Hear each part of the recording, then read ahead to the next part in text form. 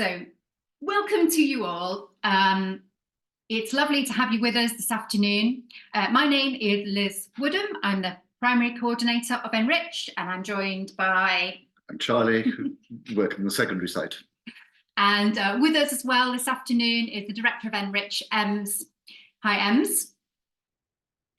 We're extremely grateful to Trinity College here in Cambridge for funding this webinar so that it is free for you all to attend. We are going to be focusing today on working collaboratively and how we can encourage our students to get better at that. But just to take a step back, we know that this is the first NRICH webinar we've run since we started our Problem Solving Schools initiative. And so a very warm welcome to you if you are joining us because you have become a problem solving school.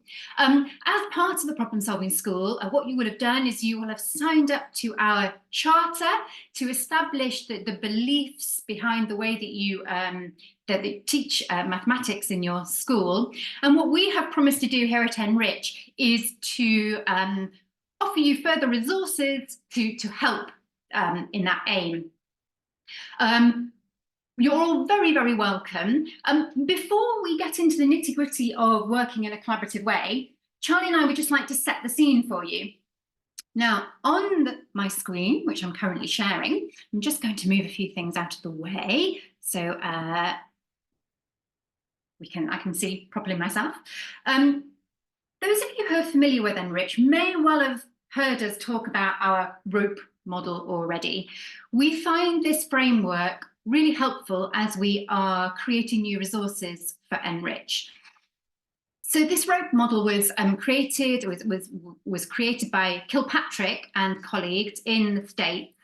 And what they have done here is they have suggested that to become a good mathematician, there are 5 key strands, and you'll notice in the picture, those strands are depicted as part of a rope, entwining, so they're all equally important, working together to create a good mathematician.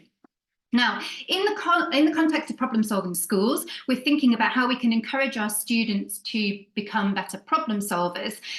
Kilpatrick and Al talk about strategic competence. In other words, those skills that you bring when you are faced with a problem. But we want to draw your attention to the other 4 strands here in the model. All these strands work together as students face new problems. So, conceptual understanding and procedural fluency are elements, I think, that we'd be very familiar with. We would expect students to be developing their understanding and to becoming more fluent in mathematical ideas in maths classrooms. However, the 2 strands of the rope that perhaps are less talked about are those of adaptive reasoning. So in other words, drawing on that logical thought processes, the conjecturing, the generalizing as we solve mathematical problems, but also the productive disposition. Now, we are hoping at NRICH to offer you webinars and resources to support those strands of adaptive reasoning and productive disposition. And today we're going to focus on part of productive disposition. So at NRICH, we focus on 4 elements of encouraging a productive disposition. We talk about students developing a positive mindset by being more resourceful, by being curious about mathematical ideas, by being resilient as they work on tasks, and by getting better at working in a collaborative way. And it is that last idea that we're going to focus on this afternoon. So Charlie, without further ado, we're going to share with you some of our thinking about helping students to work collaboratively. Now, I'm going to share with you now our Problem Solving Schools page on the NRICH site. So you can see in the top menu here, we've got a Problem Solving Schools link.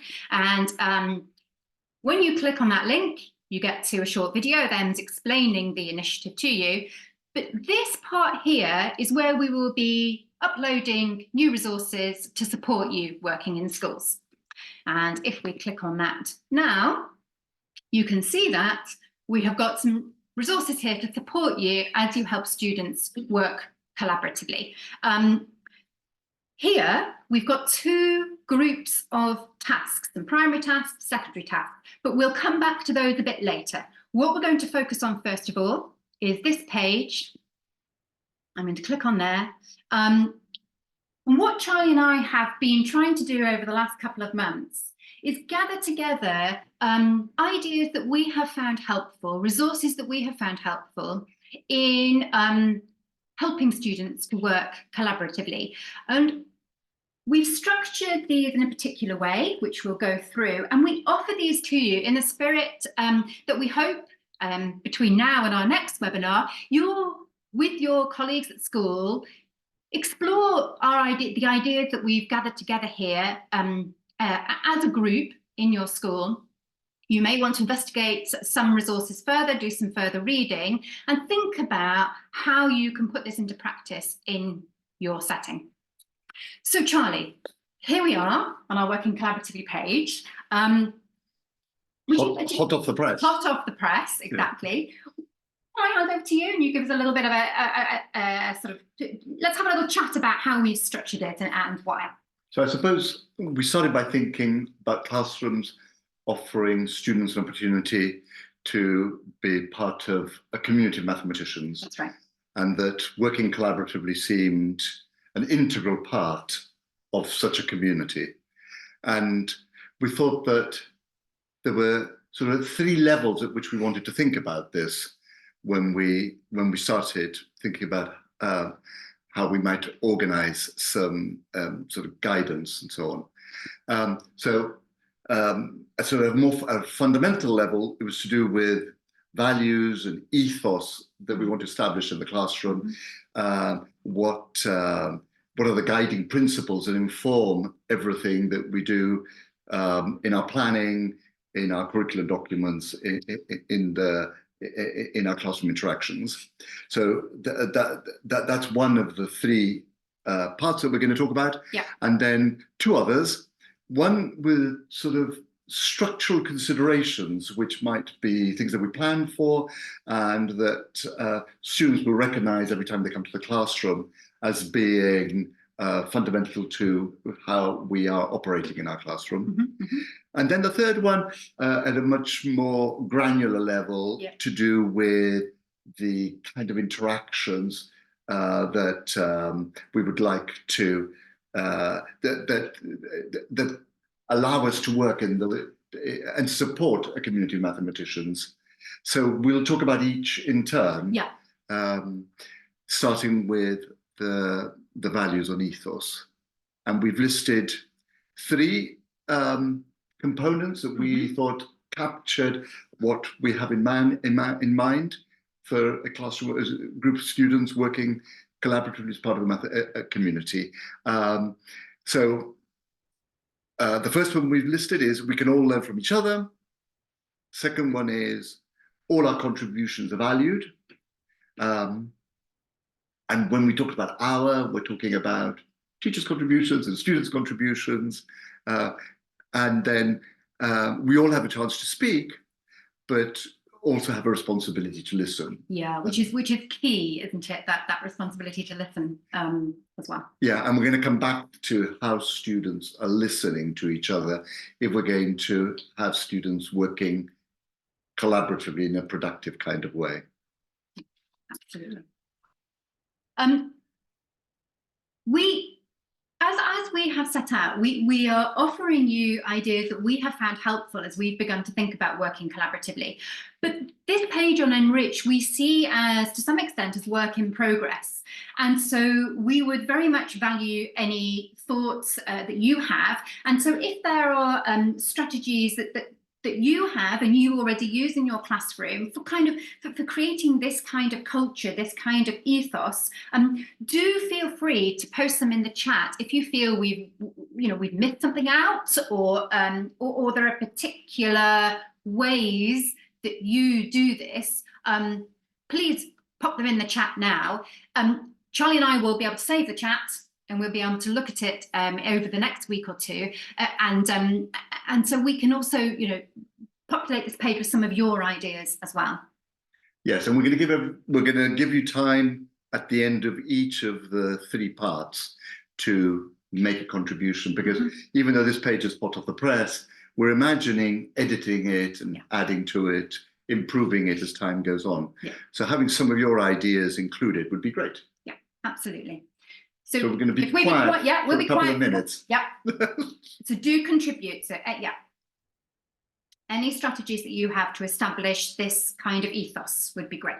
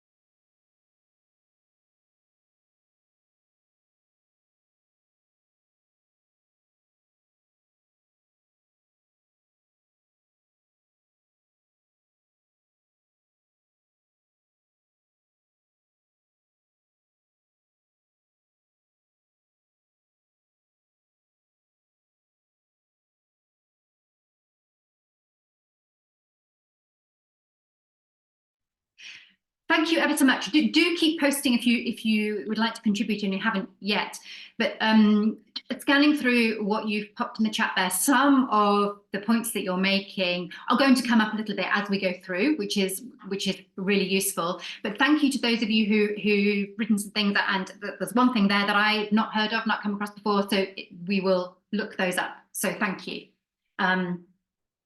Okay, shall we go on, Charlie? So we've set the scene. We've talked about the community mathematicians and the ethos in which we're working. You mentioned that the second section that we've developed here is about the structural considerations in classroom. So you can see from the article, from the page that we've got up, that there are several bullet points. So we'll just briefly outline each bullet point, and then again we'll give you some opportunities to post your own suggestions. Yes, so we're just touching on, there's only time to just touch on these ideas, hopefully whet your appetite, encourage you to go and read about them, think about them, discuss them with your colleagues. Exactly. So the first one we've mentioned is Alan Wigley's article, where he compares the path smoothing model, which often we recognize as the teacher demonstrating how things are done, and then students sort of imitating and answering very similar questions. And Alan Wigley outlines some of the drawbacks of that approach, in particular that students become very dependent on the teacher, and they're not very flexible and don't have the confidence to be very creative and try things out, and that they feel that there's only one way of doing things. And he suggests that a challenging model may be more appropriate, in which lessons start with a problem, which is how many NRICH problems start, offering students a bit of time to think and maybe work in pairs, share some ideas before bringing ideas together, and building on those ideas before giving students more time to work, often in a very collaborative way. And he, again, draws attention to lots of the benefits of working in this way. There's a 4-page article, I think, that we've linked to, so you can read more about it there. Absolutely. Moving on to the second point here, those of you who are familiar with NRICH will have heard this phrase, low threshold, high ceiling. And so we're saying that if you use low threshold, high ceiling tasks as this starting point at the beginning of a lesson, the low threshold the low threshold allows everyone to get started on that task, but then opportunities for everyone to get stuck too. But in terms of collaboration, if we are all starting in that same way, that same point, then we can have much more meaningful conversations as the lesson progresses about the mathematics that we're working on, as opposed to contexts in which we're working on completely different tasks. In terms of the third bullet point, Charlie, would you like to have that? Okay, so here the idea of students getting used to that some time is going to be given to them to think about a problem, to work in a pair, to talk about the problem before sharing. John Mason talks about convince yourself, convince a friend, convince a skeptic. And for both kind of structures, there's the advantage that it gives everybody a chance to test out their ideas in a non-threatening way with the person that's sitting next to them. It gives everybody a chance to articulate their ideas, to test out their ideas, to hear what other people have to say, in an environment where they're not sort of exposing themselves into the whole classroom. Which sometimes leads to just a few people, the most confident, the fastest students, doing all the talking. So this gives everybody a chance to speak. It also means that the teacher can wander around the classroom listening in for those few minutes and perhaps noticing that some of the maybe shyer students have got good ideas and can draw them out, knowing that they will have something sensible to say. And so that if they are a little bit anxious, perhaps start overcoming that anxiety in those kind of circumstances. Yeah, that's right. And actually, that third bullet point links very nicely with the fourth bullet point, which is, again, is about ensuring that everybody is heard in the classroom.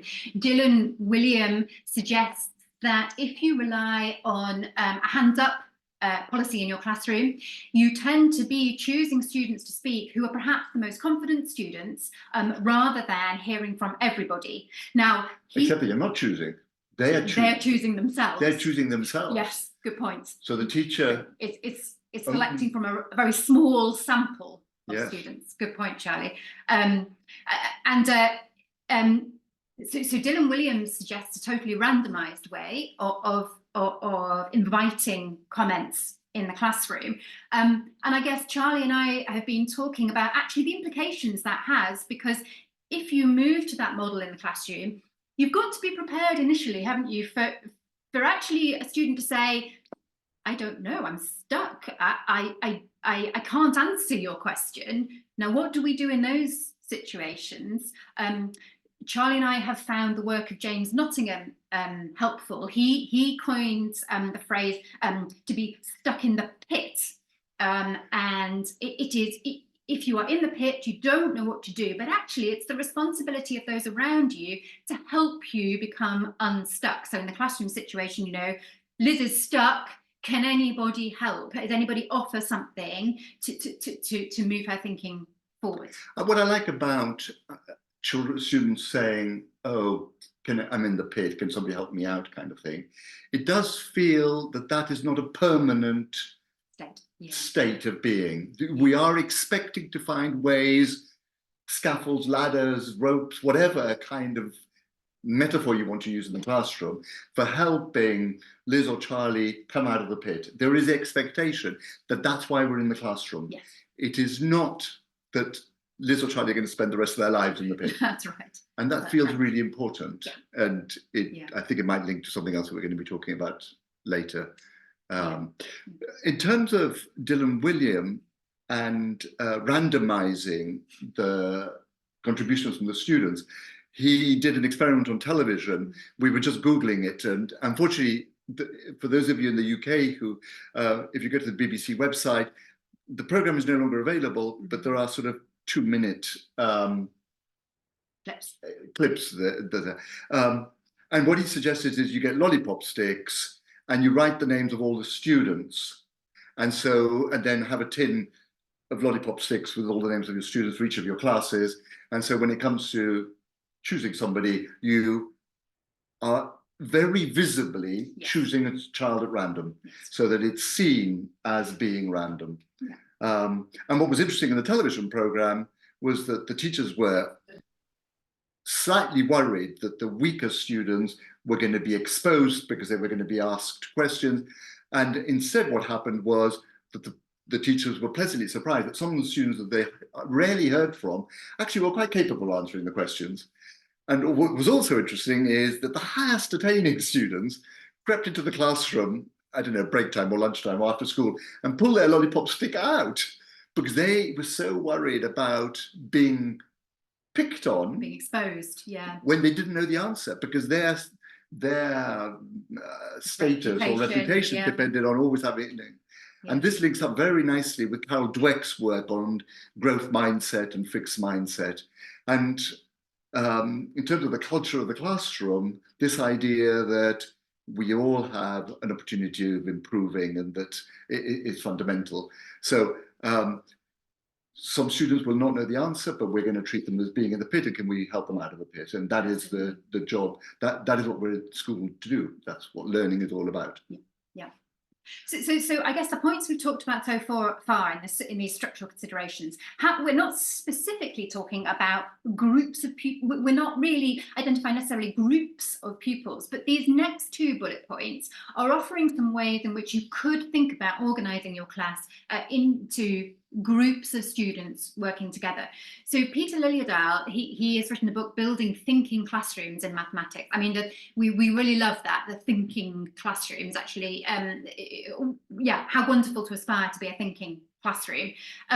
He makes suggestions about the number of students that he believes is optimal as a group size, but he also discusses how you can arrange the furniture in order to facilitate productive collaboration in those groups. I don't know if you want to say anything more particularly about Peter Liljedahl. Yes, well, yeah, I happen to have worked with Peter, yeah. And I've actually sat in a session, well, not sat, I've stood in a session that he ran because he encourages learners to work in groups of 3, to work standing on vertical boards. He walked past our group and took the pen out of my hand and gave it to somebody else because he was worried that I was hogging it. So we had just one pen for the group of 3. We could work on our paper, but we could also see what other people were doing. There are lots of interesting ideas. The groups were chosen at random, so there may be somebody from a school in Jersey joined us today. I tried this strategy out in the school to see what it was like, where we randomly chose who worked with who. And Peter but crucially, you randomly chose with the students watching you randomly choose. Absolutely. They had to pick a card out of a hat, and that told them which table to sit at. Right.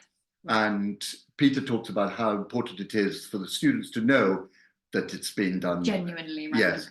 Yeah. And what's good about Peter's book is that everything that he's suggesting has been tried and tested by teachers that he's worked with. Yeah. So yeah, very excited about the book. It's full of practical suggestions. It is, yeah, it's great. And in a similar kind of vein, Jo Bowler also offers suggestions about ways of grouping students. Now, she very specifically, she advocates an approach called complex instruction, where students work in groups of 4, and each student is assigned a particular role, which in turn will require particular skills in working as a group. Now, we feel that you may want to in your school investigate this approach a bit better. For example, if your students are not used to working collaboratively at all, this could be a good starting point, I think. And there's more information. This link here takes you to more information on NRICH, but relating to complex instruction. Jo Bowler worked with us, didn't she, about 10 years ago to create some resources on NRICH, which particularly advocated working in the complex instruction way. Yeah, I mean, the good thing about having the roles is that it gives teachers and students a chance to discuss exactly what kind of behaviors were really useful for the group. That's right. For each of those 4 roles. And I can imagine that having done this a few times and maybe rotated the roles, so everybody has had a chance to do, people will not need that kind of scaffolding anymore, but they will appreciate the importance of being a facilitator or being somebody who records everything, or somebody who makes sure that we're sticking to the agenda. And that everybody understands what's happening. Exactly. Okay, so those kind of 6 bullet points outline sort of those structural considerations in the classroom and aspects that you might plan for, ways of organising your mathematics teaching. However, there may well be points that you feel we have missed out. So again, now is your opportunity to post in the chat if you would like to add to our list of 6, and once again we will read and potentially add in the future. And we will try and be quiet for 2 minutes. We'll try and be quiet for 2 minutes.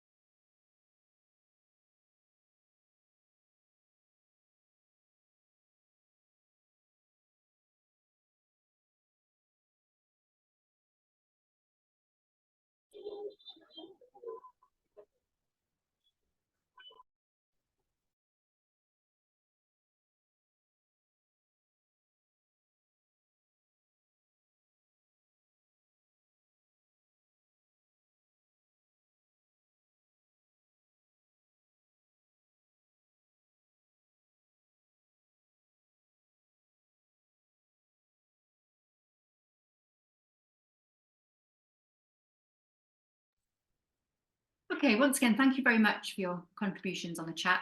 Some useful points for Charlie and I to consider going forward. So now that this final section of our page, here we discuss some sort of more Charlie described it as nitty-gritty. I think that's absolutely right. The nitty-gritty interactions in the classroom. How can we try to ensure as teachers that those are productive? So we want to draw attention to some points that we've read and we hope you will find useful. So this first point, I think what you ask, the question that you ask is crucial. We are advocating here for, rather than what is the answer to this calculation? What is 17 times 8? Where there is a right, wrong answer. Rephrasing that question slightly, how could you work it out, means that students feel as if it is worthwhile they're contributing. It offers you the chance to make connections, to evaluate different strategies, and it's a relatively simple change that you can implement without lots and lots of new resources. Charlie, is there anything else you'd like to? Yes, it's important there isn't just one solution to this problem. Right. So yes, and yeah, we could ask a variety of alternatives to 17 times 8. Can you do 17 times 8? How could you do 17 times 8 in your head? If you know that 20 times 8 is 160, exactly. How can you work out what 17 times 8?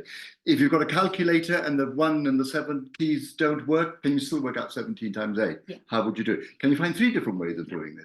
All of a sudden, the teacher does not know what to expect. Yes. And there are a variety of solutions. So Jo Bowler talks about some students at a school that she worked with. There were more students who felt they were successful because there were more ways of being successful. Yeah. Thank you, Charlie. Do you want to talk about the... Okay, so we don't know whether... We've heard about ping pong, as a way of describing a lot of interactions in a classroom, which go teacher, student, teacher, student, teacher, student. And that was described as ping pong kind of way. And the person who alerted us to this was that he thought that it would be much more constructive to have teacher, student, student, student, student, student, teacher, student, student, student, student, teacher.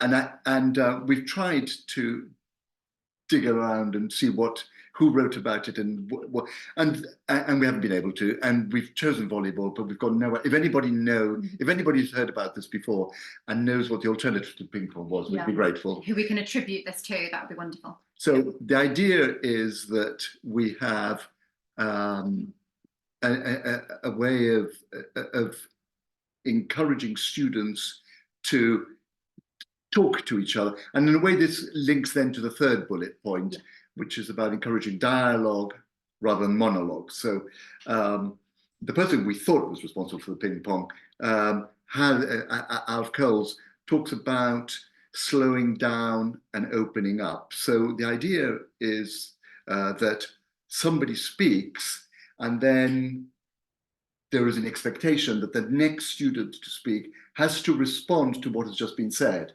And then the next one responds to, whereas sometimes, both in the classroom and in our own home environments, we each have the thing that we want to talk about. And we as soon as we have an opening, we talk about what's been on our minds and don't really engage with what has just been said. Slowing down and opening up, the way that Alf talks about it, I think means, student Liz says something about noticing a pattern, and then there's an expectation that somebody will respond to what Liz has said, or the teacher might encourage, okay, are there other examples that people can find that convince you that Liz is right? Did anyone find a counterexample? What might Liz do? And we open up a discussion about what Liz has said before then returning to somebody else's idea. So you might have to encourage students to write down what they're desperate to say, because otherwise they may be worried that they're going to forget it. And then once it's written down, they can calm down and they can engage with what everybody, knowing that at some stage they're going to get a chance to talk. I know that we've talked about how when you and I work together, and we've got something to say and it's bubbling up and we want to say it quickly, but it doesn't follow from what has just been said. So it requires an incredible amount of discipline. Absolutely. It's not easy, but I think recognizing that this is a problem and that a dialogue will be much more constructive than these parallel monologues. And so it's our role as a teacher is to be quite forceful, alert to those, and to really encourage students to work on their dialogue. Absolutely. Thanks, Charlie. So the fourth idea here, so rather than having display boards as most classrooms do, rather than thinking of them as static display boards, we have read about and we would advocate this idea of having working wall space. So I think quite often in a classroom, if we are encouraging students to work collaboratively, we might draw students together for what I would call a mini plenary. But it can be quite disruptive of the flow of thinking in the classroom. And a working wall, or Alf Coles calls it a collaborative... Conjecturing board. Thank you, a conjecturing board. It allows a space where students can post their ideas and respond to other people's ideas during the lesson without having to wait for a particular time to contribute, and similarly without, as I said, disrupting the flow of a lesson. It's about while the thinking is still in progress, we can be sharing it with others in the classroom. And you and I have worked with students where actually the whiteboard at the front of the room gets used for students to post ideas. So so we're building on everybody's findings, and the board becomes a shared board where students can see what other people have been doing and learn from that and use that as a springboard for doing what they're doing. That's right. So our penultimate bullet point in this section is about being stuck and making mistakes. And we've alluded to this already in terms of James Nottingham and his pit. But actually, it's really, I think, in this classroom, the classroom culture that we are advocating, it is crucial that we are all open and honest when we are struggling. This is, you know, if we don't admit that we are stuck, then we're not going to make any progress. There is no shame in being stuck. And this idea, you may well have heard the phrase, you know, I can't do this yet. That crucial word at the end. Yes, and Joe Bowler has worked with Cal Dweck. They're both at Stanford University. So Cal Dweck's book is Mindset, and Joe Bowler's is sort of mathematical mindset in the context of maths. Yeah. And Joe used to work with a teacher who had a poster, and the poster had just yet written on it. And whenever students said, I can't do this, the teacher asked the student to rephrase and say, I can't do this yet. And it was part of the growth mindset culture in that classroom. So not only were they admitting to being stuck, but they were also recognizing that this was not a permanent condition. Absolutely. And that part of being a mathematician, part of working on math is necessitate. I remember recently, you know, you and I saw a little video clip of Vicky Neal talking about why she liked maths. Mm-hmm. She said, I like it because it's hard. Yes. And she loved the struggle, knowing that at the end of it, almost always, Vicky managed to progress had been made. Made some progress, and there was some pleasure and satisfaction and feeling that great satisfaction when that came along. That's right. Yeah. So our final point here is about actually feeding back to your class about the quality of their group interactions, how well they are working collaboratively as they work. So specifically giving them feedback about those interactions. We've seen teachers do this by writing on the board. So there might be an area of the board which is for each group. And without saying anything, a teacher will just make a little note of something that they've noticed in terms of the way that the students are working together.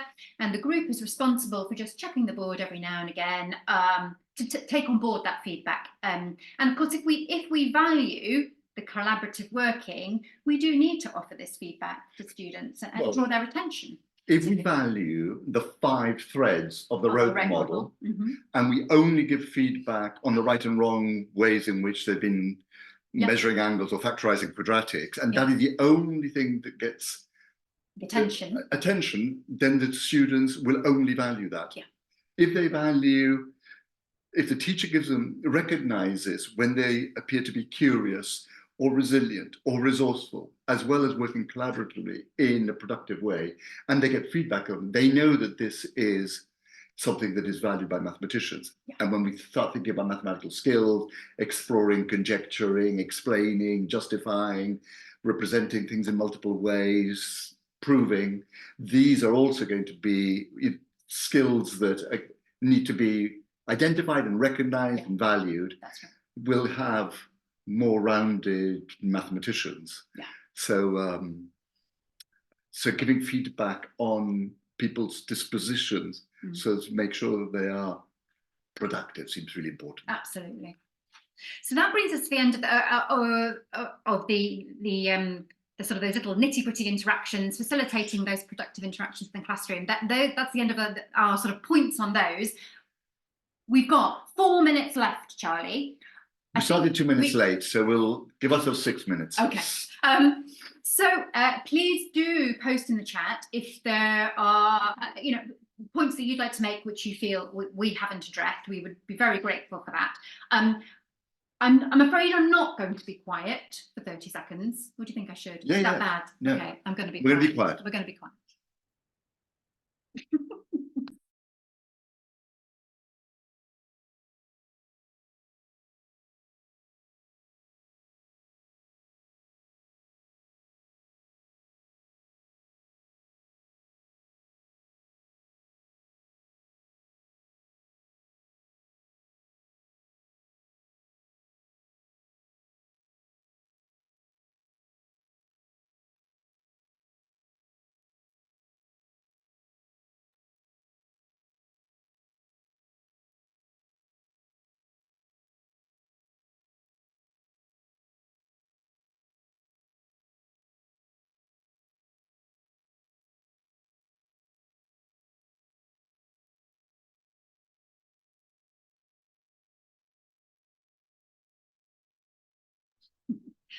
that was a very short 2 minutes, I know. Thank you again for those of you who are popping in ideas for us to think about, and for the ping pong versus volleyball references, which we will investigate. So unusually for this NRICH webinar, we haven't worked on any mathematics, which is usually integral. But there are good reasons for that, we think. The bottom of this page here, we've got links to our primary and secondary being collaborative collections. Let me open each of those. Do you want to do that on the problem solving page? Oh, okay. Yeah, okay. I mean, okay. there are links here, but yeah. Okay. So if I get a dear, I've got my menu is in the way. Let me move it out of the way. There we go. So if I open up a new browser window, go to NRICH. So if we go to the problem solving schools page, which we were on before, just to remind you, and the page that we've been talking about, you can find in this resources and professional development section. We will also link the recording for this webinar here as well in due course. So what we've just been looking at is this page here, and here you can find two groups of tasks. Just to give you a flavour, we'll click on the primary ones, but the secondary ones look analogous to this. Now, as we have said already, if you're using low threshold, high ceiling or rich tasks, then the opportunities for collaboration are multiple. So really, you can encourage your students to work collaboratively on any NRICH task. However, what we have done here is we have gathered together tasks that are on what we call our mapping document, our curriculum mapping document. So they link to mathematical objectives being taught in each of these year groups. But we are drawing attention to those tasks which, in the teacher's resources, draw out ways in which you could encourage your students to work collaboratively. So we hope that you can find here a range of tasks which will meet the needs of the particular learners that you work with. But if you look on the teacher's resources, you will find information about how to encourage your students to work collaboratively. So Charlie's just clicking on the year 5. Thank you, the year 5 list. And we have analogous lists on the secondary page, which go from year 7 up to year 11. Thank you, Charlie. We hope you find that useful, and those are for you to explore with your colleagues to use in the classroom. Let's go back. Is there anything more you'd like to say about the tasks, Charlie? There's a link. Thank you. Let's go back to our page, just strolling down right to the bottom now. At the very foot of this page, we've added there some references which you may like to browse through yourself with your colleagues, which elaborate on points that we've put on the page above. We'd particularly perhaps like to draw your attention to these 2 points. So if your students are not used to working collaboratively at all, then you may well find this article written by Jenny Piggott, who is a previous director of NRICH, useful, because she talks about particular skills that help students get better at working as a team, which of course is crucial as you solve problems collaboratively. And here we have particularly chosen some tasks on NRICH where we, in our teachers' resources, we refer directly to Joe Bowler's complex instruction approach. So those two perhaps are particularly useful if your students haven't done much collaborative working before. Yeah. Anything else? No, just, we've got Peter Lilliedal mentioned again. We've got Dylan William, who did the television programme. We've got a response to Alan Wigley's article about models for teaching for the challenging model. This has been sort of scattergun approach, but we're going to be working like this once every half term. And we hope that until the next webinar, this gives you plenty to talk about in your schools, with your colleagues, in your maths departments, if you're in a secondary school. Hopefully someone will be useful. We will definitely be looking at what you've been posting in the chat today. And we will be half term by half term, building the resources for those of you involved in the Problem Schools Initiative. And hopefully those of you who are not in the Problem Schools Initiative will join the initiative soon. Absolutely. Thank you very much, for posting the link to the evaluation form. If you have a few moments, please do fill that in for us. We'd be very grateful, and it helps, keeps our funders happy too. I think that's all from us. The recording of the webinar will be posted early next week, and we hope to see you at a future webinar. Thank you very much.